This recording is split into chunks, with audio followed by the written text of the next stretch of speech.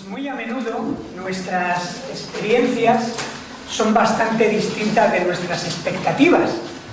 Puede que la experiencia sea mejor o peor o sencillamente diferente de como lo habíamos imaginado. Pero siempre hay una marcada diferencia entre ambas cosas, entre la expectativa que habíamos imaginado y la experiencia resultante. Por ejemplo, al planear unas vacaciones, pues tú tienes todo un itinerario detallado y con enorme entusiasmo pues preparas un par de semanas o una semana para irte con la familia, a descansar, a oxigenarte. Y una vez allí, pues tienes que sufrir un gran temporal o incluso la enfermedad de uno de los acompañantes.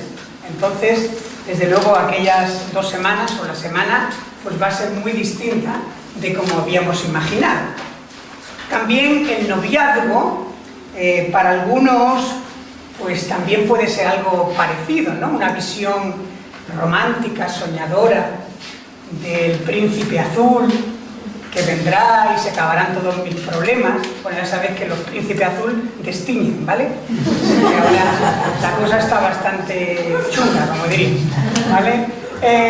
O también la princesa, ¿no? Y pensamos, ay, por fin encontraré a mi Leticia y todo se terminará. Y bueno, después te das cuenta de que al final, pues la realidad modifica las expectativas. Y te das cuenta de que en nuestros días, pues 7 de cada 10 matrimonios terminan en divorcio. Y puede ocurrir lo contrario. Ah, esto no vale la pena. Yo no voy a buscar nada porque la experiencia de mis más próximos pues ha resultado, por lo tanto, esto es un fastidio. La obra evangelística también puede generar falsas expectativas. El Evangelio de Jesucristo también puede generar falsas expectativas. Podemos pensar que esto de la comunidad de fe a la que somos llamados y retados por la palabra del Señor, pues no es para el siglo XXI. Esto de llevar el Evangelio a otros, de predicarles incluso que son pecadores, esto no, mira, porque mis amigos, o paso de ellos, o paso de estar dándoles la vara todo el día, ¿verdad? Porque al final esto no resulta. Y también la Iglesia se va relajando en cuanto a este tema de la gran comisión que el Señor nos ha dejado como discípulos suyos. Y es que cuando nos enfrentamos con Jesús y con su mandato, quedan destruidas muchas de las expectativas que en un principio poseíamos. Sus propios contemporáneos, los contemporáneos del Señor Jesucristo, esperaban un Mesías que pudiese levantarse en el orden mundial y arrasar a Roma, aquel que estaba subyugando, ¿verdad?, su vida, incluso su forma de ser como nación. Nadie esperaba un Mesías sufriente, dialogante con las minorías, compasivo frente al dolor humano. Las expectativas del pueblo judío resultaron demasiado estrechas, demasiado partidistas, limitadas, o resultaron demasiado erróneas por completo. El auténtico Jesús sobrepasó todas las expectativas del pueblo de la promesa y puede que también las nuestras en nuestros días. Una fe en movimiento. Una fe en acción. Una fe que nos lleva a una conversión, pero no en un momento determinado, sino una conversión que continuamente nos llevará a ser verdaderos discípulos de Cristo. Si yo estoy aquí y he hecho 800 y pico kilómetros y tú estás aquí, es porque Dios quiere decirte algo.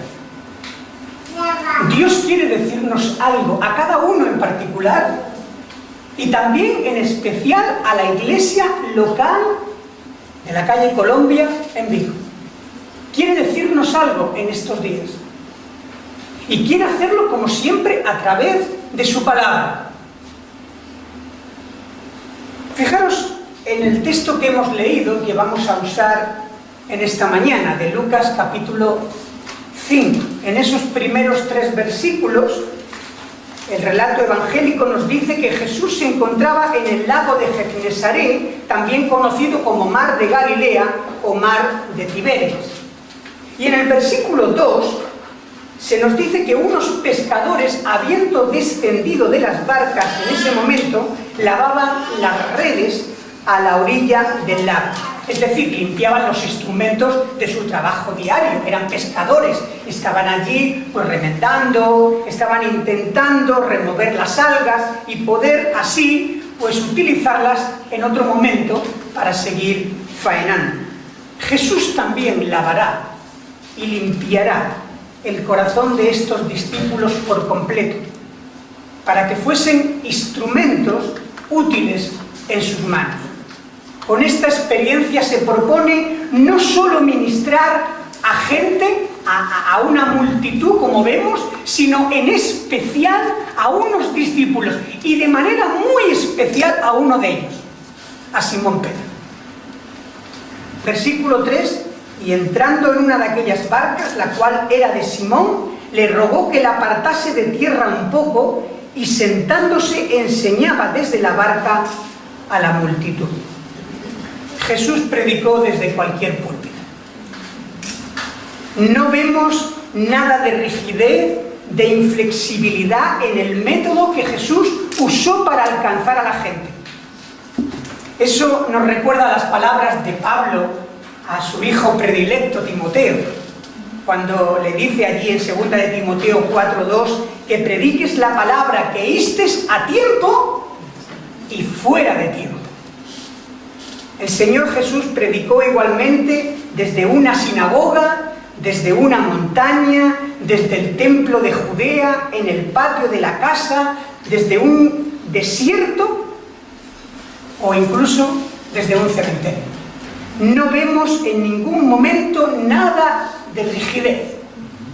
Para el Señor cualquier lugar era propicio para avanzar el reino de Dios, para proclamar la buena noticia del Evangelio. Y allí observamos que pidió la barca a Simón, que enseñaba a la multitud que le estaba siguiendo. Y Simón, de alguna manera, se la deja. ¿Por qué? Porque ya conoce a este profeta, que incluso le había dejado ver algunas bendiciones. Si nos vamos simplemente un capítulo más atrás, en Lucas 4, versículos 38 y 39, vemos que había visitado su hogar. Incluso había curado a su propia suegra de una gran fiebre. Yo no sé si esto le gustó mucho a Simón, pero por lo menos vio que el Señor tenía poder, ¿no? Ya sé que lo que voy a decir ahora a mi mujer no le va a gustar mucho, y si estuviera predicando en su pueblo no lo diría porque estaría mi suegra. Pero bueno, hay suegras y suegras, ¿eh? Suegras fantásticas, pero hay otras suegras que no es mi caso. Pero ya sabéis la diferencia entre una suegra y un terrorista.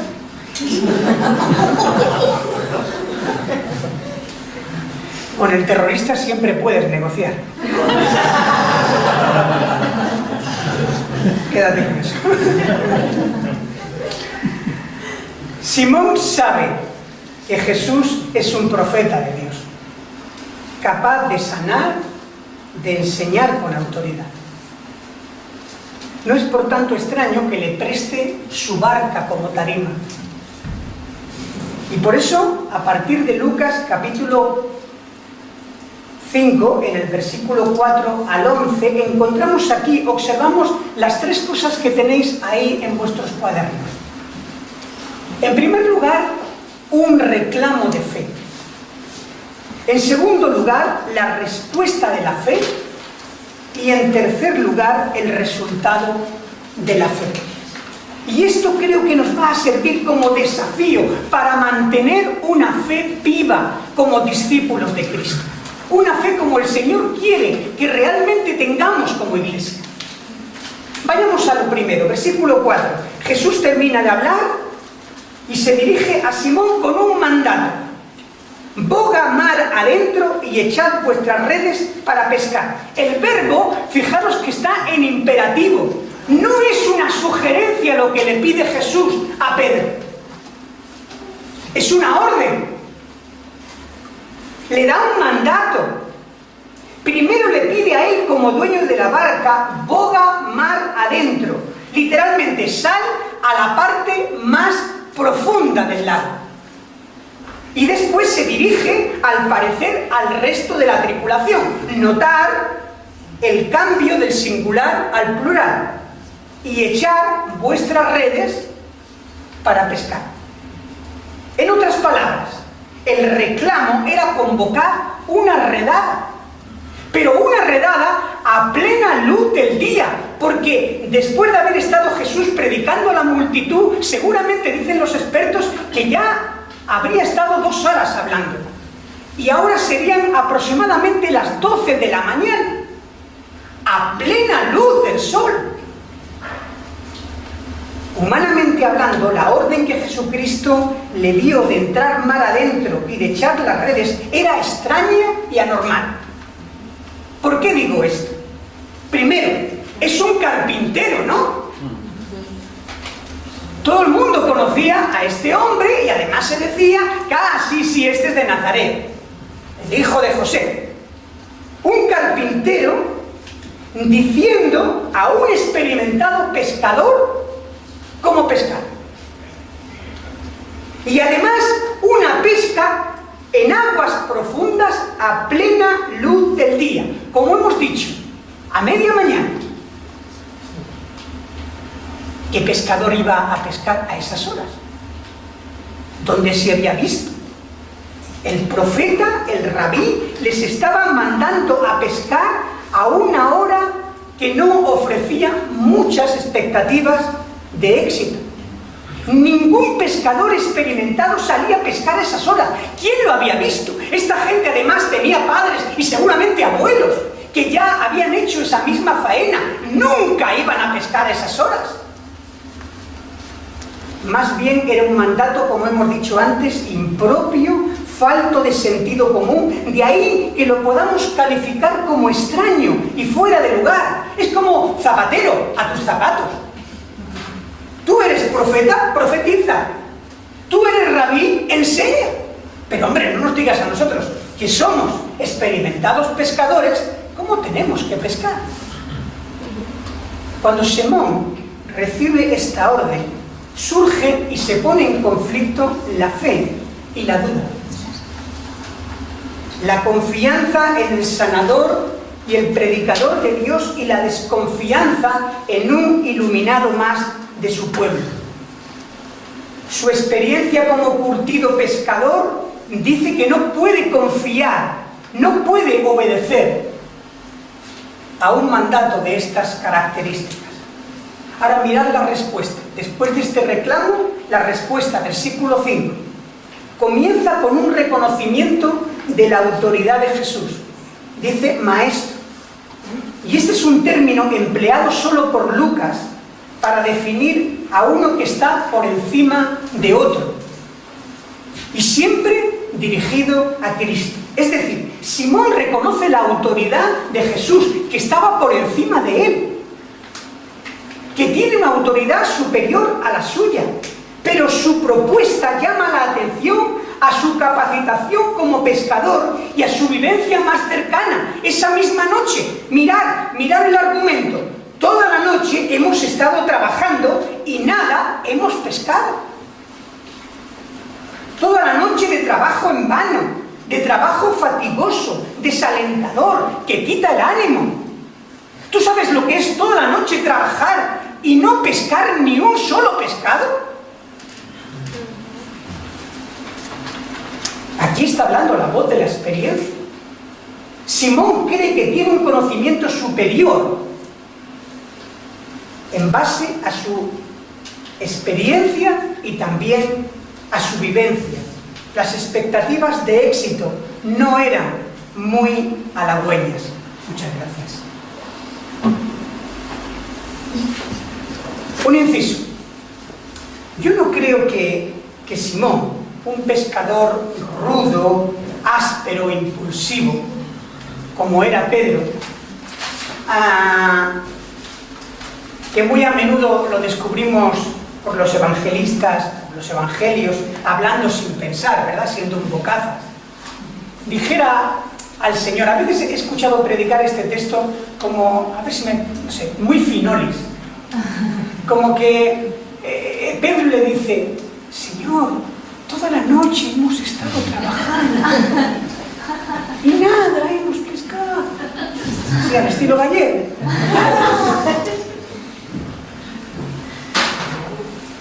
Como hemos dicho antes, el Señor estaba por encima, Él lo sabía, le dijo maestro.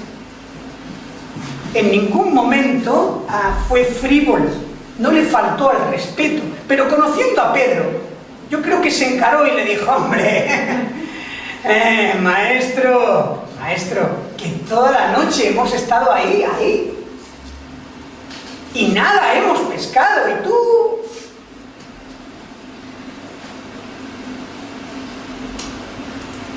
¿Y en cuántas ocasiones, queridos hermanos y queridos amigos, en cuántas ocasiones solemos nosotros actuar así? Quizás no de una manera abierta o pública, desde una expresión externa, pero sí en nuestra intimidad. A veces sale la incredulidad. Aparece ahí porque todos tenemos que luchar con ella hasta que lleguemos al cielo. Y muchas veces decimos: mira, el mandato que me estás pidiendo es ridículo, Señor. ¿Cómo voy a hacer esto delante de mis amigos, delante de mis compañeros, delante de esta sociedad? Es impropio. Y cada uno podemos buscar nuestros paralelismos, ¿verdad? Y le decimos: Señor, yo conozco tu poder, yo conozco tu autoridad, que estás por encima de mí, de mis circunstancias, pero mi situación, mi contexto, mi experiencia, mi vivencia más cercana es esta. Y tú no me puedes estar pidiendo esto ahora. La queja del pescador tenía lógica. Era convincente, pero no era consistente. Surgía de su cercana experiencia como pescador, pero no de su experiencia de cercanía con el Señor. El sentido del ridículo le decía que no podía obedecer un mandato como este. Sus años de pescador le decían no, su experiencia más cercana le decía no, pero su corazón, iluminado por esa palabra, le empujaba a lanzarse y a obedecer. Y eso me recuerda a unas palabras que una vez leí y que nunca olvidaré. Fue en un libro incluso secular, que decía: estoy al borde del precipicio y tú, Señor, me llevas más al borde. Me empujas más al borde y veo el precipicio y me sigues empujando más al borde y al final me caigo al precipicio, pero descubro que tengo alas.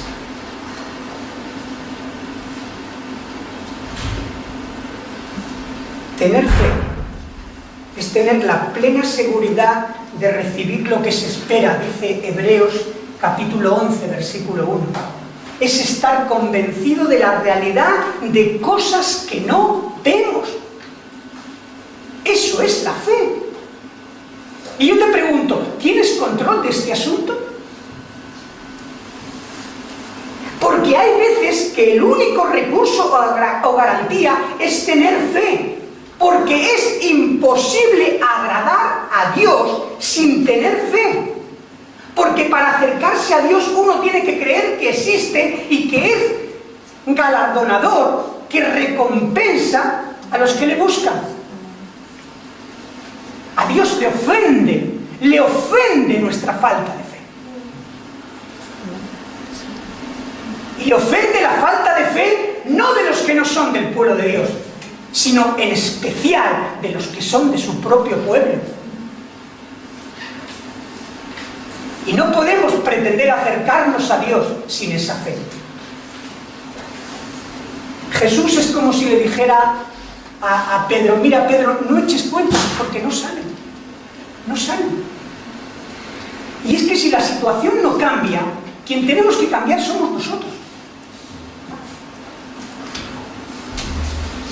No me hables de tu experiencia, ni tan siquiera de la más próxima, boga mar adentro, obra en consecuencia. Ahora, ¿en consecuencia de qué?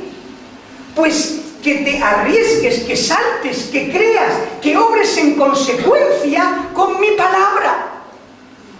Y por eso es lo que dice ahí, en el versículo 5, en la segunda parte: más en tu palabra echaré la red. Pero ya que tú me lo mandas, voy a echar las redes sobre la base de tu palabra. Dijo un literato: el pesimista se queja del viento, el optimista espera que cambie, el realista ajusta las velas y le faltó algo. Y el hombre o la mujer de fe, ¿sabes lo que hace? Echan las redes. Aquí tenemos la respuesta de fe. No sobre la base de mi experiencia o evidencia, sino sobre la tuya, porque tú lo dices. ¿Y de dónde viene la fe? Algunos creen que la fe tiene que venir de estar, no sé cuántas horas en ayuno, oración, en éxtasis, en alabanzas maratonianas. La fe viene por el oír. ¿El oír qué? La palabra de Dios. Cuando los oídos se cierran a otras voces, tanto exteriores como interiores, y se abren a la palabra del Señor. Y esa es la fe que vence a las circunstancias, que desafía la experiencia a la más clara evidencia y se enclava en la obediencia de fe o en la confianza en Dios. Lo que es imposible para el hombre es posible para Dios. Y es que si quieres ver lo que nunca has visto, tienes que empezar a hacer lo que nunca has hecho: confiar en la palabra del Señor. La fe nos permite ver lo invisible, creer lo increíble y lograr lo imposible. Deposita tu confianza en la palabra dada por el Señor Todopoderoso. Mira el versículo 5, versículos 6 y 7. Mira qué versículo. ¿Cómo me hubiera gustado estar allí? Hay escenas que me hubieran encantado estar allí, verlas con mis propios ojos. Pero además se nos hace muy gráfica, ¿verdad? Dice que habiendo hecho esto que el Señor les mandó, echar las redes, encerraron gran cantidad de peces y su red se rompía. Entonces hicieron señas a los compañeros que estaban en las otras barcas para que viniesen a ayudarles. Vinieron y llenaron ambas barcas de tal manera que se hundieron. ¡Qué espectáculo! Aquí vemos que ante la respuesta de fe hay un resultado. Siempre hay un resultado. ¿Crees que puedo hacerlo? ¿Recordáis al Señor Jesucristo? Muchas veces le preguntaba: ¿crees que puedo hacerlo? Pues conforme a tu fe se ha hecho. Conforme a la medida de tu fe. Juan Calvino, comparaba la fe con una bolsa que puede carecer en sí de valor, pero que llena de oro, hace al hombre rico. Necesitamos buenas dosis de fe. Inyección de fe. Quitarnos muchos kilos, no de grasa. Estamos tan preocupados con esto, ¿verdad? Yo salgo a correr porque me encanta, a salir por las mañanas, me oxigena mucho porque mi trabajo es muy sedentario y en el resto del año, además como las temperaturas allí son muy extremas, en el resto del año prácticamente hay muy poquitos. Pero cuando empieza la operación bikini, los gimnasios se llenan y todo el mundo parece que quiere salir porque después hay que lucir palmito en la playa. Y yo digo siempre, a ver, quizás a algunos les sobre algunos kilos de grasa, pero ¿sabes lo que nos sobra a los evangélicos? Muchos kilos de incredulidad.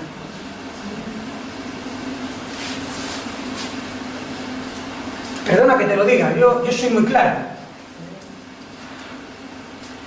Si mañana no me invitáis, tengo mi iglesia. Momento otras oportunidades, pero yo si he venido aquí es porque quiero hablarte de parte del Señor.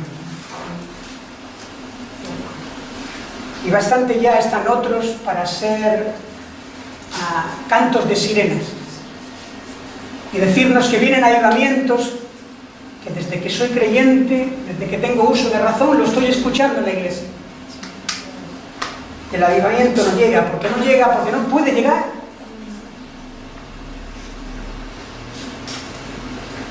Este milagro tan inmenso y clarividente desmonta a Simón Pedro. Mira versículo 8 y 9.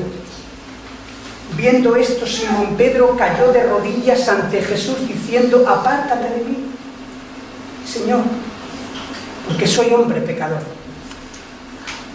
Porque la pesca que habían hecho, el temor se había apoderado de él y de todos los que estaban con él.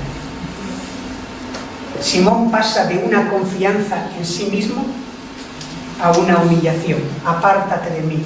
Tú eres demasiado majestuoso, demasiado grande, demasiado sublime para estar a mi lado. Esta experiencia le produjo una convicción de pecado. Simón no se valentona, no saca pecho. No dice: ¿habéis visto? Esta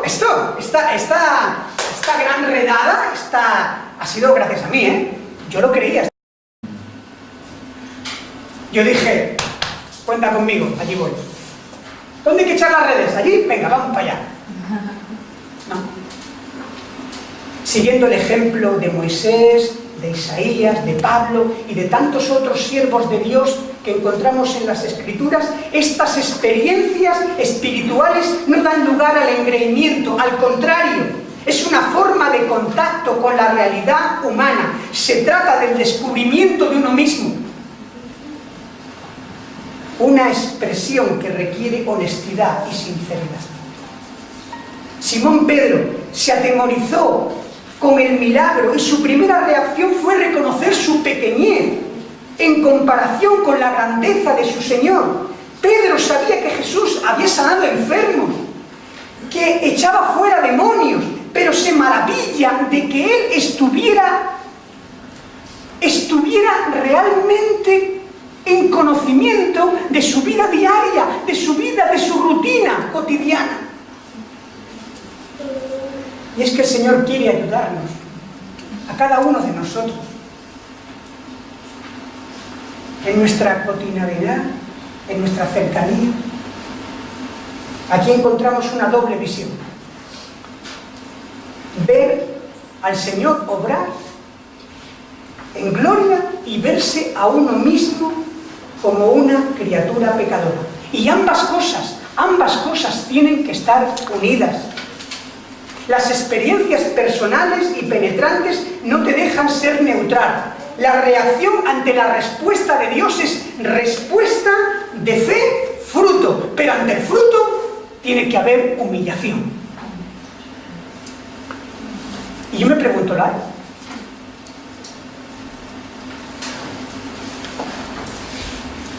soberbia, el orgullo, la altanería, no tiene cabida ante la gracia de Dios. En una actividad suya como era la pesca, Simón había conocido al Señor. Y todo esto debe hacernos pensar si estamos o estoy preparado para recibir fruto. ¿Estamos preparados, hermanos? ¿Estamos preparados para recibir fruto espiritual? Porque para recibir fruto, el grano tiene que morir.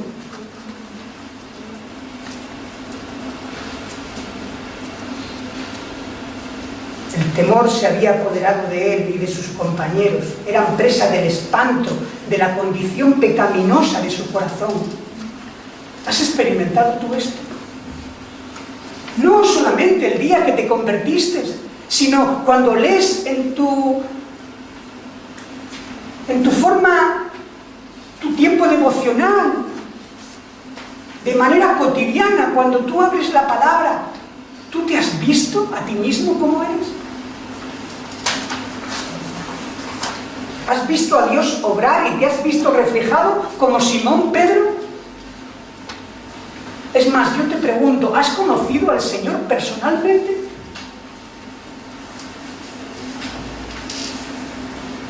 La cercanía del Señor a uno mismo no siempre es una experiencia fácil. Examinarse a uno mismo, verse reflejado en el espejo de la palabra de Dios en ocasiones es muy duro y muy violento. Hay una historia que cuenta Rabbi Zacarías, que habla de un viejo montañero que nunca había visto la civilización. Y un día, mientras paseaba por la montaña, encontró un espejo. Nunca había visto un espejo. Así que cogió el espejo, se vio reflejado y dijo, anda, un retrato de mi amado padre. Así que lo cogió y lo guardó en sus enseres más íntimos. Un día su mujer estaba haciendo limpieza por la casa y empezó a hurgar en las cosas íntimas de su marido y encontró el espejo. Se lo acercó, miró y dijo, ¿con que esta es la bruja con la que mi marido la está pegando hace unos años?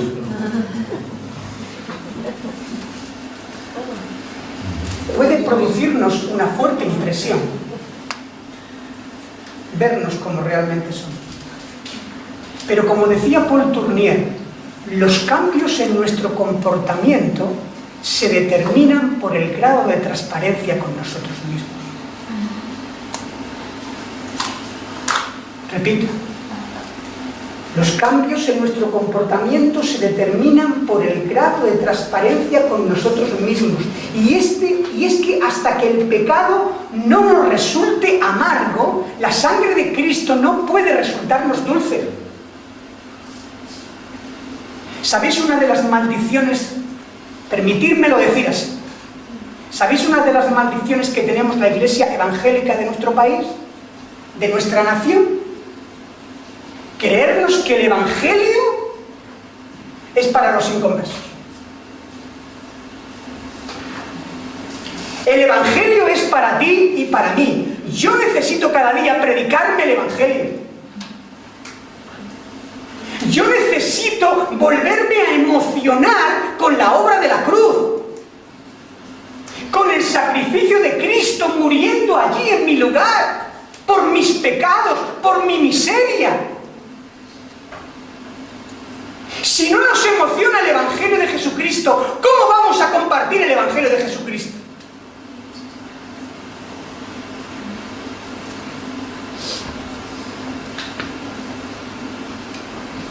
Constantemente, como sabéis, nuestra sociedad, secularizada hasta los tuétanos, lo que intenta es echar azúcar al pecado. Para que después decir, el pecado no existe. Y echan cantidades industriales de azúcar.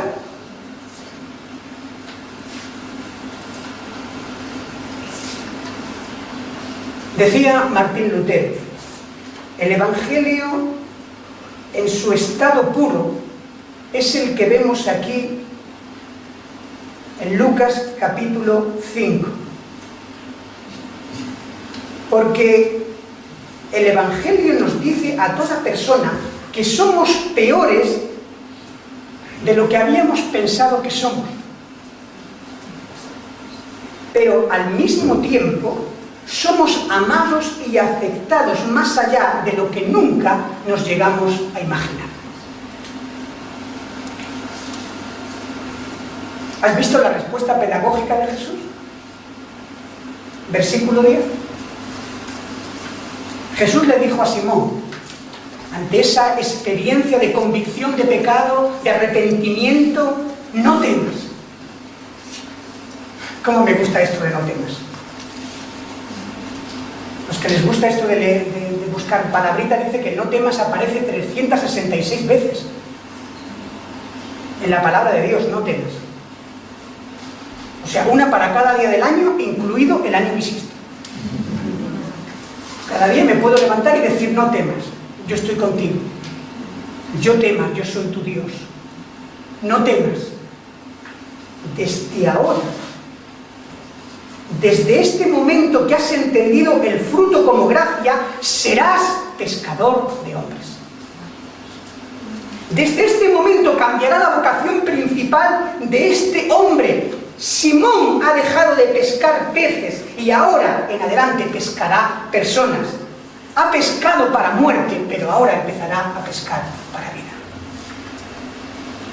Desde ese momento cambiará el oficio que el Señor tiene para él, el ministerio que tiene para este hombre. La palabra en griego pescador quiere decir pescar algo vivo, y su tiempo verbal sugiere acción continua. De ahora en adelante, Pedro y los demás pescarán continuamente seres humanos para el reino de Dios.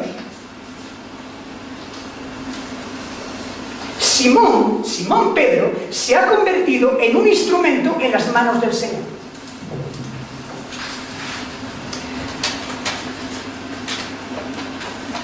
Reflexión.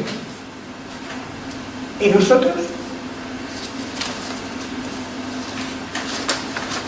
¿Podemos decir que somos instrumentos en las manos de Dios? Mira que no te estoy preguntando si tienes una teología bíblica y ortodoxa.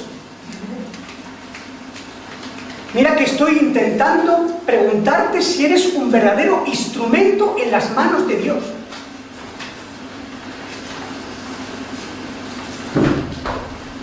No te estoy diciendo si un día, en un momento determinado, hiciste la oración de fe. Te estoy preguntando si ahora, realmente se puede decir de ti y de mí que somos verdaderos pescadores de hombres. Estoy leyendo un libro de un pastor norteamericano de Filadelfia, se llama Paul Tripp. Y él dice en el libro, Dios transforma las vidas de las personas a medida que éstas llevan su palabra a otros. Dios transforma las vidas de las personas, es decir, de los creyentes, en la medida que éstas llevan el Evangelio a otras personas, llevan la palabra de Dios, la predican a tiempo y fuera de tiempo. No lo transforma solamente por ir de conferencia en conferencia, de evento en evento, sino de compartir lo más importante para nosotros. Claro, para esto se requiere fe. Una fe en movimiento. No una fe dominguera, no una fe religiosa. Una fe que empieza el domingo, pero sigue el lunes, y el martes, y el miércoles, y el resto de la semana. Y no vamos al trabajo, ni vamos a la universidad, ni vamos al instituto como agentes secretos. ¿Has visto que hay algunos que van así? Nadie sabe qué son. En el mejor de los casos dicen, no, este es un poco rarillo. Es un poco friki. Dice que va a la iglesia. A mí me da pena. A veces mis hijos me ponen las pilas, claro. Ya sabéis los que tenéis hijos mayores que nos ponen las pilas. Y a veces me preguntan cosas muy incómodas. ¿Y esto por qué lo hacemos así? Estoy en una iglesia centenaria. Bueno, más ya. Y a veces, bueno, ¿y esto por qué lo hacemos así? ¿Y ahora qué le digo? Porque siempre lo hemos hecho así. Y eso es un argumento. Está en la palabra. ¿Por qué no compartimos el Evangelio a gente secular? Esta es la cabezonería de mi hijo pequeño. Yo no quiero ser un cantante evangélico. No quiero ser Marcos Witt. llegar con el Evangelio a otras personas, pero de una manera natural.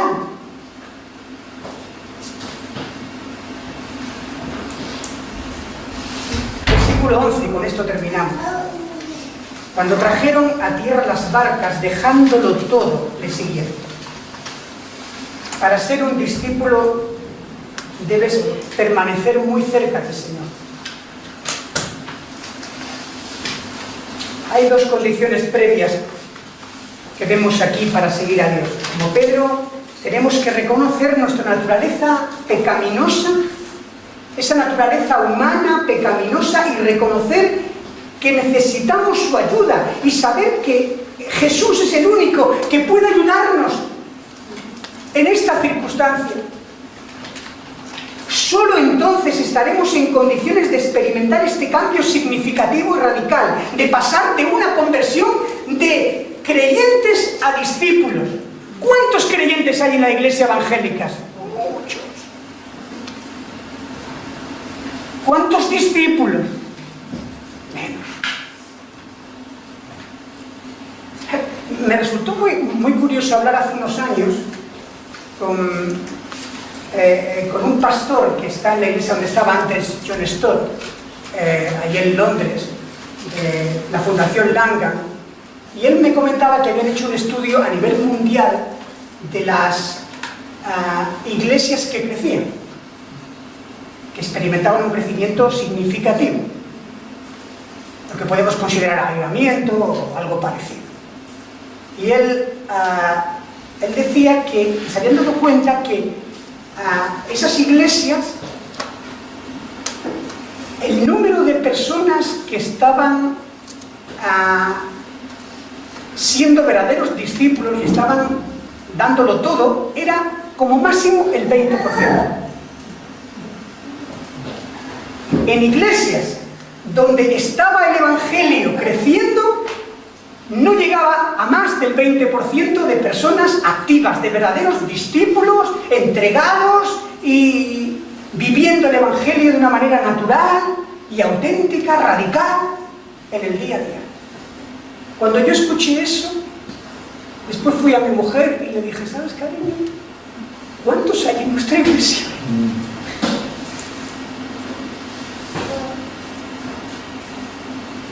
Y después la pregunta es, ¿soy yo un verdadero discípulo de Cristo?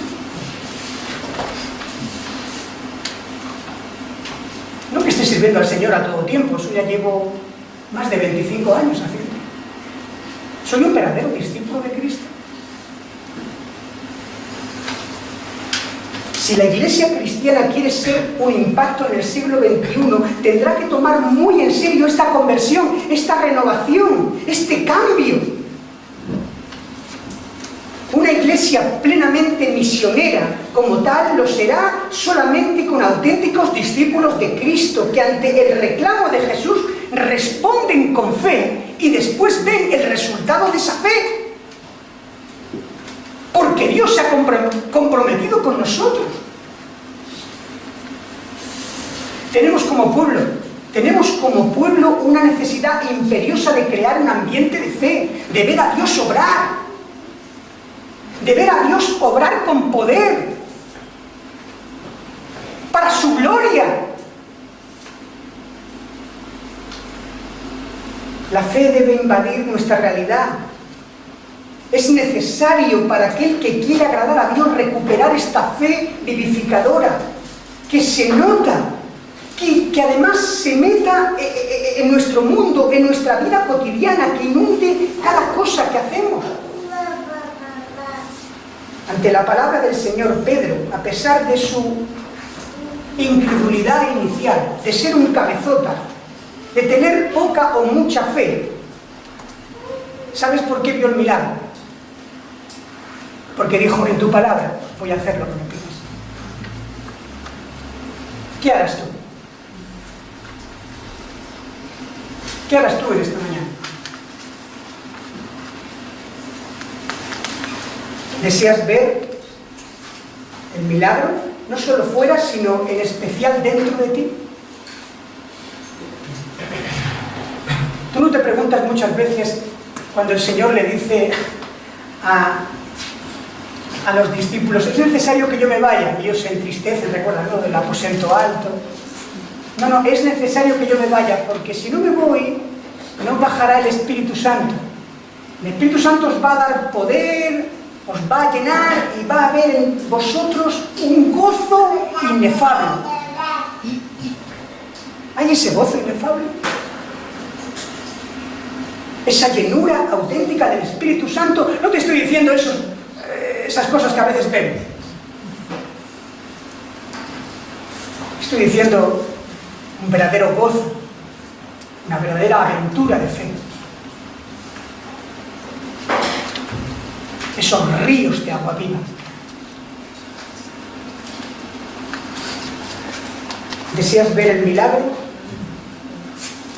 Recuerda que la Iglesia no puede crecer sobre ti si no crece dentro de ti. Que el Señor nos ayude. Espero que el Señor nos hable y que el Señor haga que realmente su palabra una vez más sea eficaz para cada uno de nosotros y nos pueda impulsar a tener una fe en movimiento, una fe que quite de nosotros cualquier cosa que pueda estorbar su fluir y su obrar entre nosotros y con nosotros. Amén. Amén. Os dejo un par de minutos para que oremos cada uno delante del Señor y podamos responder a la palabra del Señor expuesta en esta mañana. Vamos a ver.